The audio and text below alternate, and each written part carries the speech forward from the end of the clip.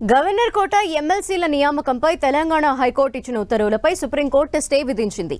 ఇవాళ దాసోజు శ్రవణ్, కుర్రా సత్యనారాయణ వేసిన పిటిషన్ ని విచారించిన సుప్రీంకోర్టు ఈ నిర్ణయం తీసుకుంది. అలాగే పిటిషన్పై విచారణని 4 వారాల పాటు వాయిదా వేసింది. తదుపరి ఆదేశాలు ఇచ్చే వరకు హైకోర్టు ఆదేశాలపై స్టే ఉంటుందని సుప్రీంకోర్టు తెలిపింది. కొత్తగా ఎమ్మెల్సీలని నియమించకుండా స్టే విధించాలని పిటిషనర్లు కోరగా సుప్రీంకోర్టు ధర్మాసనం నిరాకరించింది. కొత్త ఎమ్మెల్సీల నియామకాన్ని అడ్డుకుంటే గవర్నర్ ప్రభుత్వ హక్కులు హరించినట్టవుతుందని ధర్మాసనం అభిప్రాయపడింది. తమ నియామకాన్ని పక్కన పెట్టి కొత్తగా ఎమ్మెల్సీలని గవర్నర్ కోటాలో ఎంపిక చేయటాన్ని సుప్రీంకోర్టులో సవాల్ చేశారు బీఆర్ఎస్ నేతలు దాసోజు శ్రవణ్, కుర్రా సత్యనారాయణ. దీంతో ప్రతివాదులుగా ఉన్న గవర్నర్, తెలంగాణ ప్రభుత్వానికి సుప్రీంకోర్టు నోటీసులు జారీ చేసింది.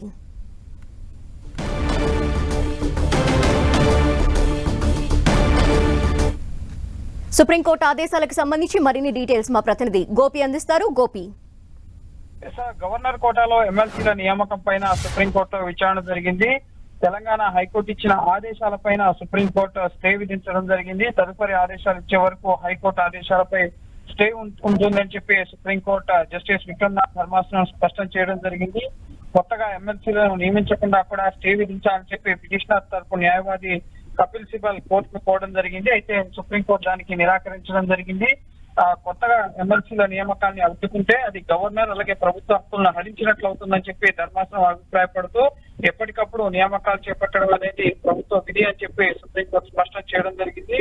ప్రధానంగా బీఆర్ఎస్ నేతలు దాసోజు శ్రవణ్ అలాగే కుర్రా సత్యనారాయణ బీఆర్ఎస్ లో ముఖ్యంగా గవర్నర్ కోటాలో తమను ఎంపిక చేయకుండా తమ నియామకాన్ని పక్కన పెట్టి కొత్తగా ఎమ్మెల్సీలను గవర్నర్ కోటాలో ఎంపిక చేయడానికి సవాల్ చేస్తూ సుప్రీంకోర్టుని ఆశ్రయించడం జరిగింది.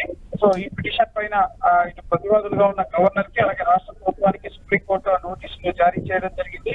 తదుపరి విచారణ 4 వారాలకి వాయిదా వేయడం జరిగింది. అలాగే ప్రభుత్వం గవర్నర్ ఎటువంటి చర్యలు తీసుకున్నా సుప్రీంకోర్టు ఉత్తర్వులకు లోబడి ఉంటుందని చెప్పి సుప్రీంకోర్టు స్పష్టం చేయడం జరిగింది. అలాగే ముఖ్యంగా ఎమ్మెల్సీల నియామకాన్ని అడ్డుకోవాలి, ఎవరిని నియమించొద్దు అన్న విజ్ఞప్తిని కూడా సుప్రీంకోర్టు పరిగణలోకి తీసుకోలేదు. అది ప్రభుత్వ విధి, ప్రభుత్వ గవర్నర్ విధి. వాటి నియామకాలని మేము అడ్డుకోలేం, వాటిని నియమించకుండా స్టే విధించాలన్న పిటిషనర్ల అభ్యర్థులను కూడా కోర్టు పరిగణలోకి తీసుకోలేదు. సో తదుపరి విచారణ 4 వారాల తర్వాత కొనసాగిపోతుంది.